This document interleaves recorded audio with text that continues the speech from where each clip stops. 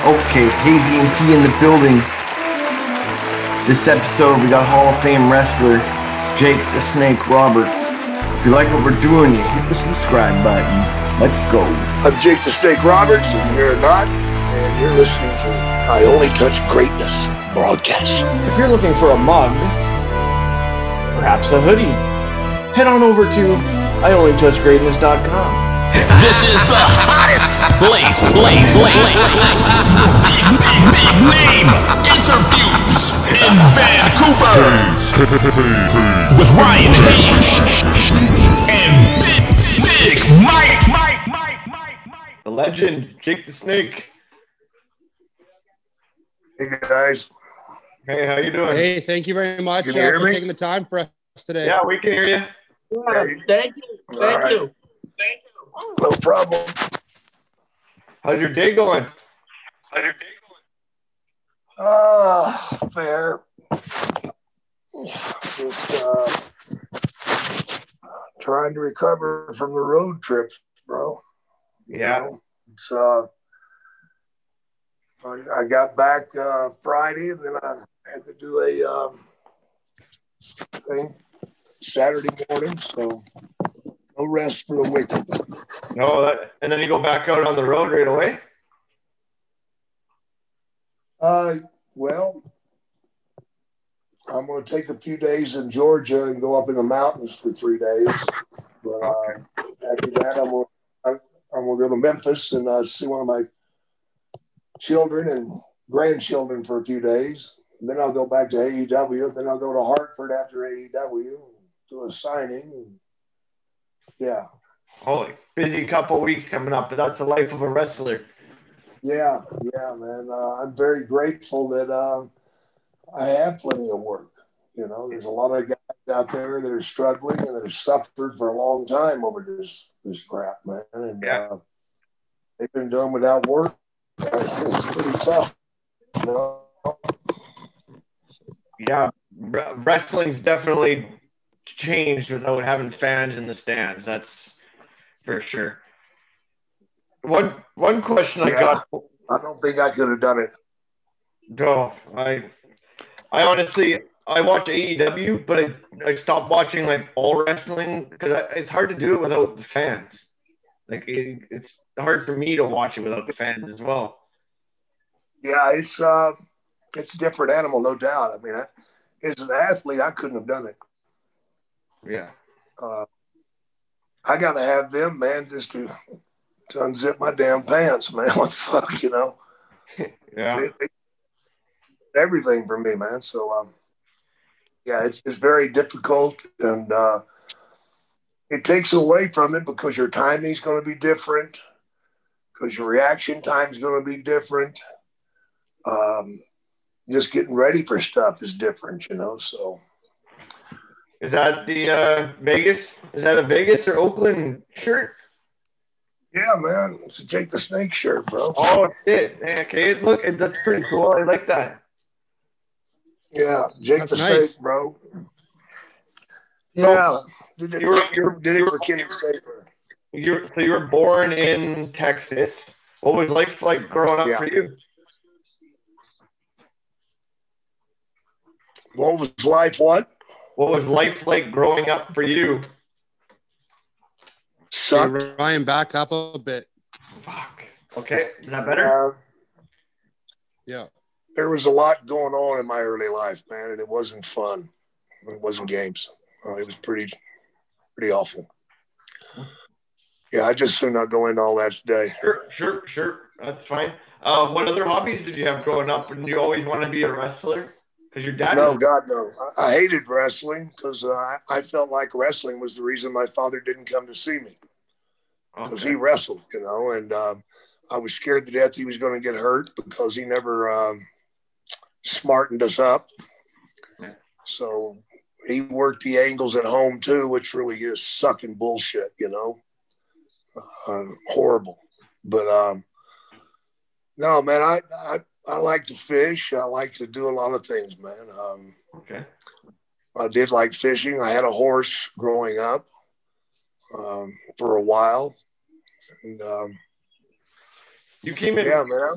you came and wrestled up in Canada, right? At the Stampede. Stampede Wrestling.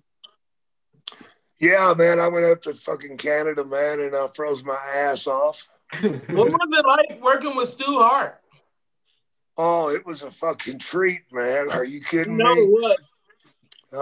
It was a zoo. Did he get you in any of those classic holds? No, he didn't, but he tried. But I'm a snake, and I got away. Yeah. You know, I wouldn't let him get his hands on me, man. Right. Oh, dang. I ain't a Because fucking idiot, he had a whole bunch I'm of not holds. stupid. I'm not stupid. That's funny. You debuted in 1986 in the WWE. Yeah. Was that your first name, Jake the Snake? Was that your go-to name, or how'd you come up with the name? I was Jake the Snake Roberts for a long period of time, man, before I ever got to the WWE. And I came up with the name because I like Kenny Stabler, the old quarterback for the Raiders, and he was the original Snake. But Jake did rhyme with Snake, and one night on a road trip when I was smoking some good pot and drinking beer, I came up with the name because at the time there was a TV program called Dallas that was really hot, and the heel's name was JR, Jake Roberts. Ta-da! There you go. And yeah, I had an epiphany, you know, as I rode down the road smoking that joint, man. I have a stat here. 1986, your fight against Hogan was canceled because too many fans were cheering for you. Is that true? Yeah, well, matches, but the fans were more than 50% in my favor. And that was the end of it. Vince couldn't have that because that screwed with the marketing. And then you DDT'd him in an interview, correct? Yeah. Yeah, the fans chanted DDT. Yeah. Yeah, thanks, guys. You cost me about $5 million. Yeah, I know. You were supposed to go on a run and feud with Hogan. Yeah, they canceled it. Yeah, jeez. And you also did you really, when you first started, like, was that like your first taping was at Mid-South Wrestling? Because I had a buddy that used to wrestle with you too, named Butch Reed. Yeah, I know Butch real well, man. Right. I know Butch. How was it like working with Hacksaw Butch Reed? Oh, he was fun, man. He was fun, except when he went through that Jerry curl bullshit, man. He greased up that hair. Oh yeah. And his finish was that gorilla slam. Yeah, the gorilla slam. Yep. And it was hard as hell to get a hold of his shoulders because all that grease was coming off of him, man. Right. That shit burned too, man. It get in your eyes. It burned like hell, man. We used to cuss his like ass. hell. Oh We man, cussed his how was ass. it working like in Mid-South? Because you pretty much wrestled with like a lot of legends over there. Ted DiBiase. All of them come in Mid-South Wrestling at that time, same as you. Yeah, man, we all kind of grew up together, man, basically. You know, I'd see Teddy from time to time. We'd both go in and out of Mid-South. There were several guys that came through there, you know, Hacksaw, Jim Duggan. Yeah. You had Butch Reed, Freebirds. The Freebirds came through there.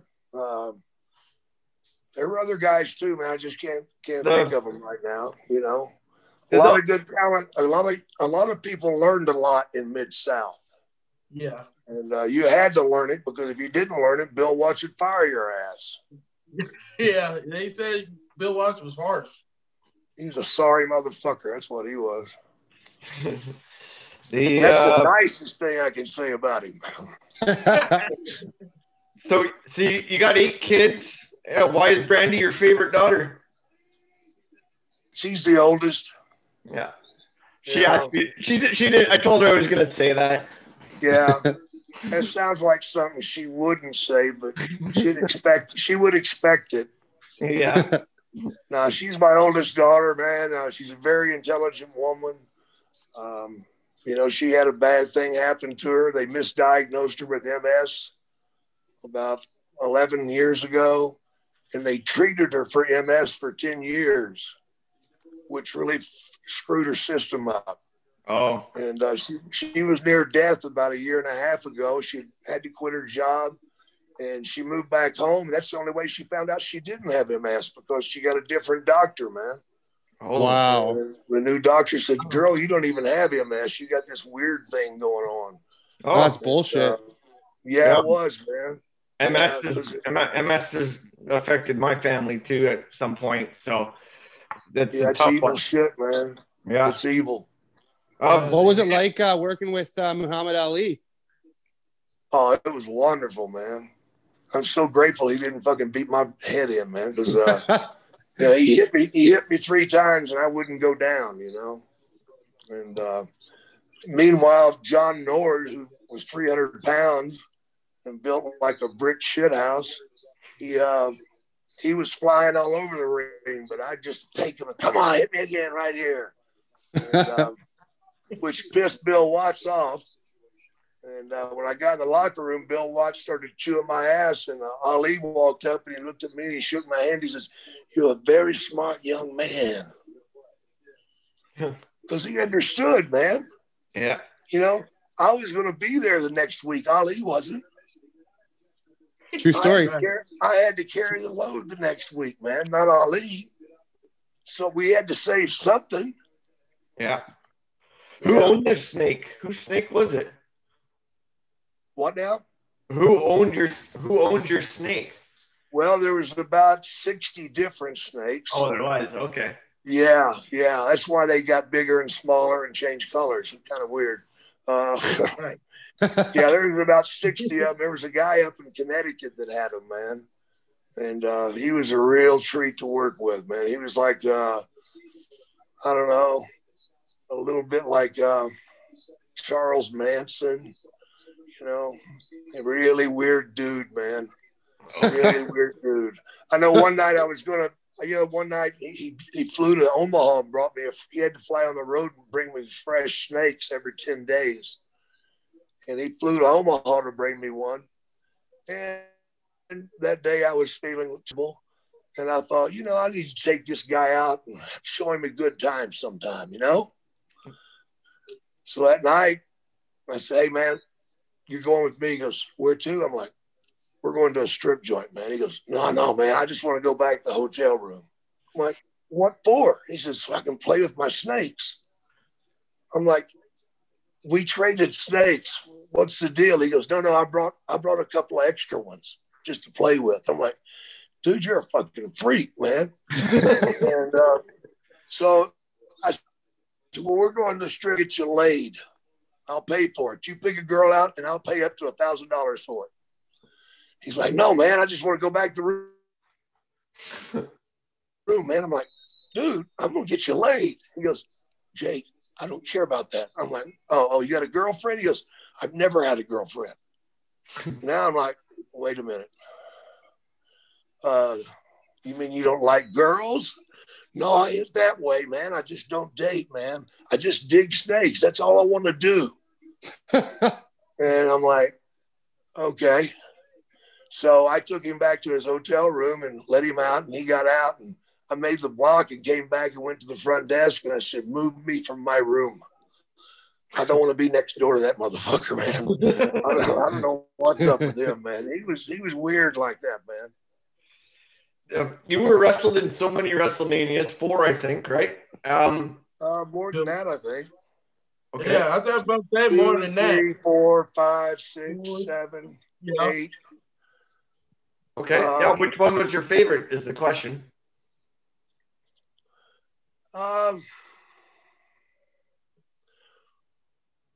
Probably the one with Martel.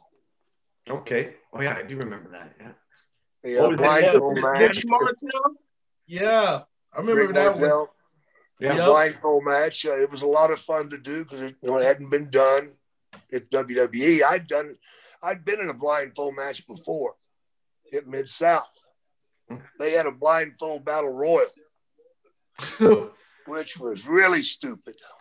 But doing the blindfold match, it was just so much fun being able to manipulate the crowd's emotions and stuff and make people just go goofy over when we're not doing shit, you know.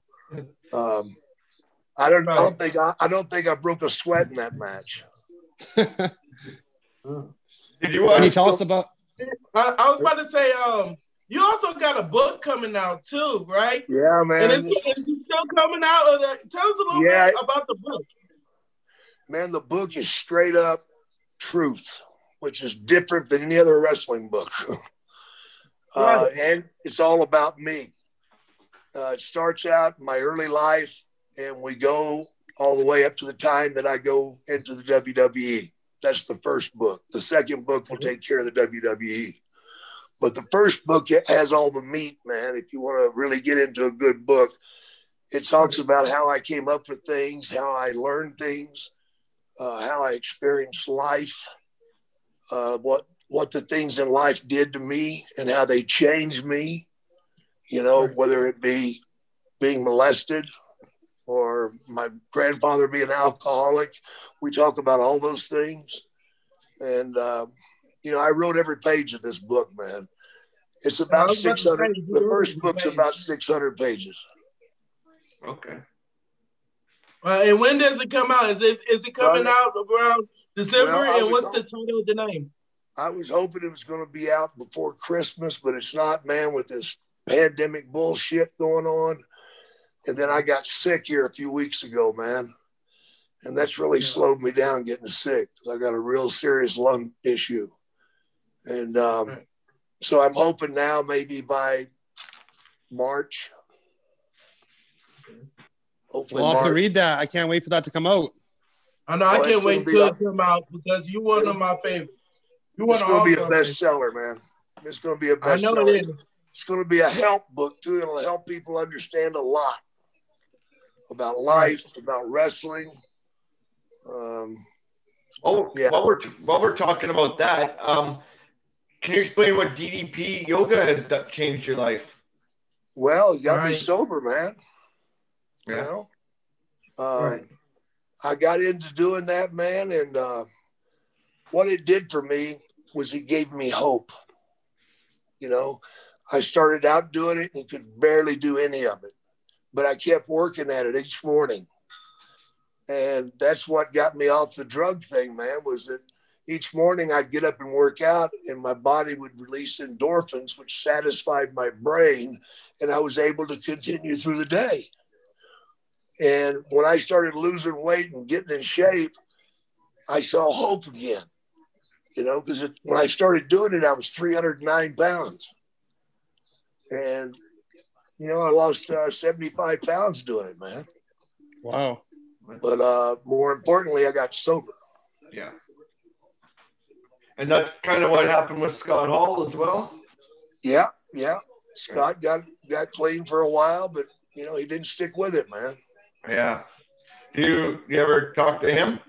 Yeah, I talked to Scott, man, and we got a lot of love for each other, man. But, you know, Scott's got some things that he just hasn't dealt with yet, you know.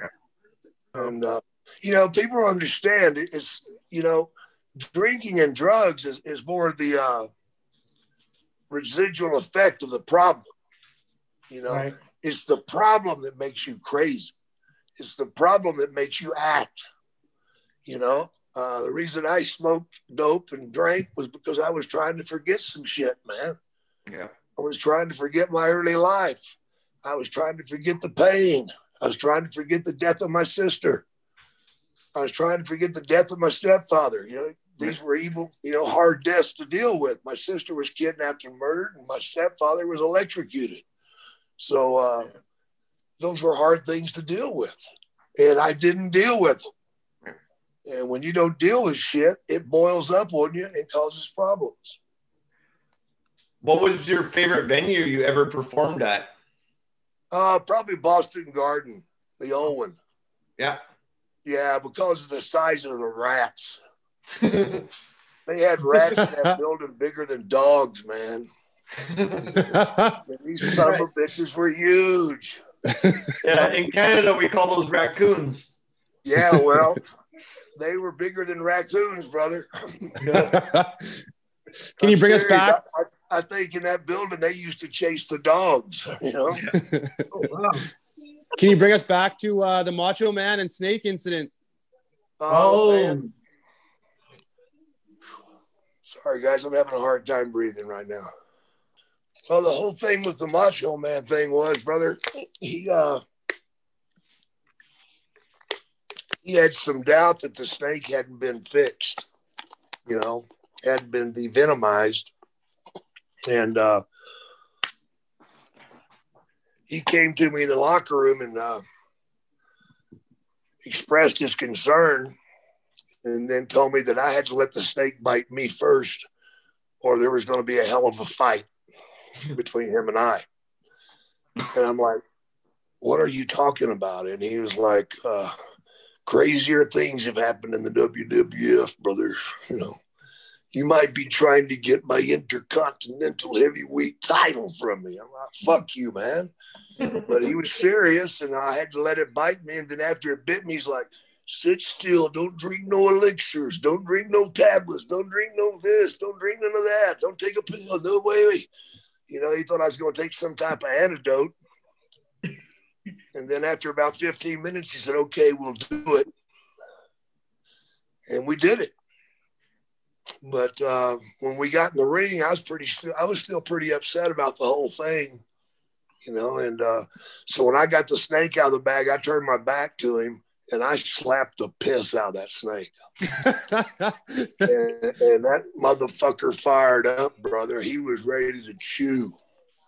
And of course, he bit Macho Man, but he would not let go. I pulled on him and pulled on him. I couldn't get him off of Macho Man. So Vince sent Piper to the ring to tell me to get the snake off of him. Well, Piper stood about 20 feet away because he's scared of snakes. Then Miss Elizabeth came down. Vince said, do it now, Jake. There's about to be a riot. The people were getting pretty crazy. Took my hand, and still my favorite moment of all time. You know, Right. And that was the Saturday night event, wasn't it? Main event. I don't think so. I think it was Tuesday in Texas. Yeah. Oh, Tuesday in Texas? Guys, I can't stay on here much longer because I'm having a hard time breathing. Okay. We can wrap it up right now. All right. Thank you very much, Jake. And Thank you so much, Jake. We'll do it again, man. Thank you. It's a truly honor. You know, We love you. I hope your health gets better. Take care of yourself, my man. I appreciate it, guys. And take care. Thank you. Blessings. Bye.